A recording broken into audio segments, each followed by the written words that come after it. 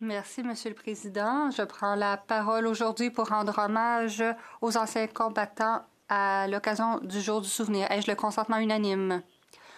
Que tous ceux qui s'opposent au début de la motion veuillent bien dire non. Nous avons entendu l'énoncé de la motion. Que tous ceux qui s'opposent à la motion veuillent bien dire non. La motion est adoptée. La députée de Saanich Gulf Islands.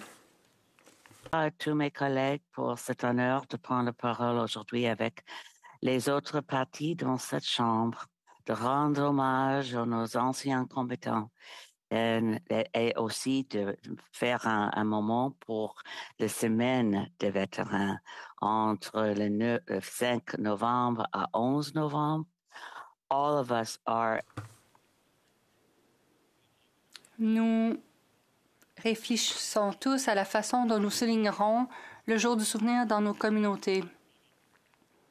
Dans la semaine qui précède le jour du souvenir, nous allons rendre hommage à la contribution extraordinaire des gens qui ont contribué. Notre vie sans eux aujourd'hui ne serait pas la même. Comme le député de Burnaby Sud vient de le dire, nous avons des anciens combattants aujourd'hui, nous avons des militaires aujourd'hui qui ont besoin de notre soutien. Moi, je fais partie de la génération des baby boomers. Mon oncle a participé à la Deuxième Guerre mondiale. Quand j'étais enfant, le cousin de mon père, Victor, était dans les tranchées pendant la Première Guerre mondiale. Le terme syndrome du stress post-traumatique n'existait pas à l'époque. Tout le monde savait que l'oncle Victor n'allait pas très bien après la Première Guerre mondiale. Il a déjà dit à la famille, si quelqu'un me disait qu'ils avaient peur des tasses pour le thé, ils comprendraient. C'est un traumatisme qu'on n'oublie jamais.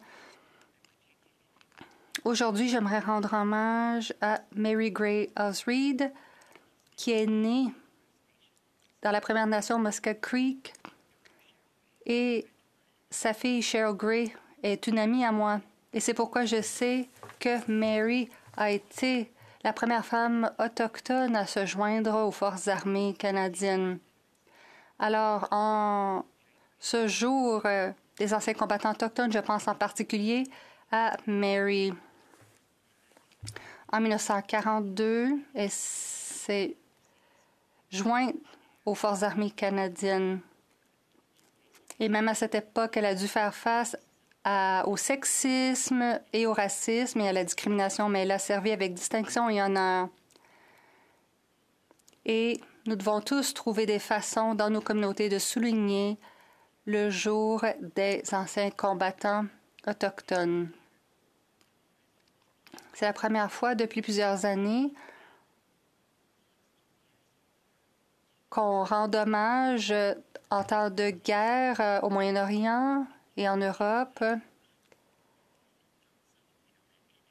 Vous savez, on croyait que les conflits armés directs étaient chose du passé.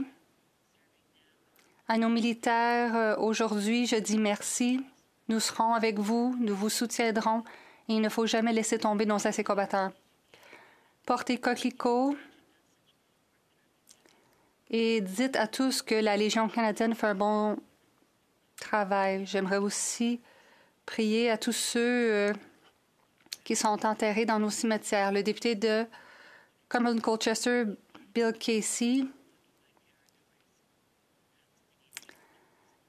nous a parlé de la situation dans les territoires. Il s'est adressé au gouvernement. Il a dit « Laissez-nous aller au cimetière de la bande de Gaza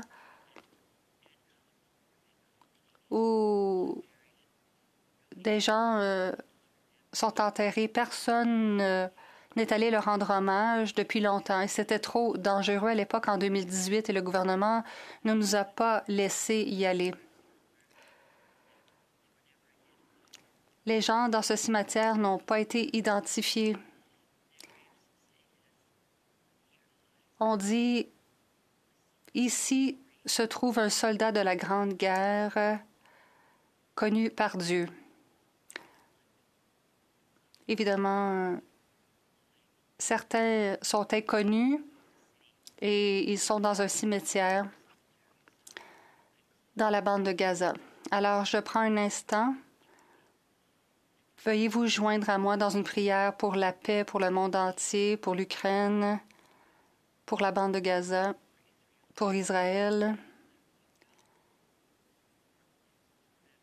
J'espère que nous pourrons aussi aller au cimetière de guerre de la bande de Gaza pour prendre un moment de silence et déposer des fleurs sur ces tombeaux. Amen et merci. Thank all for the interventions. Je remercie ceux qui ont prononcé des discours.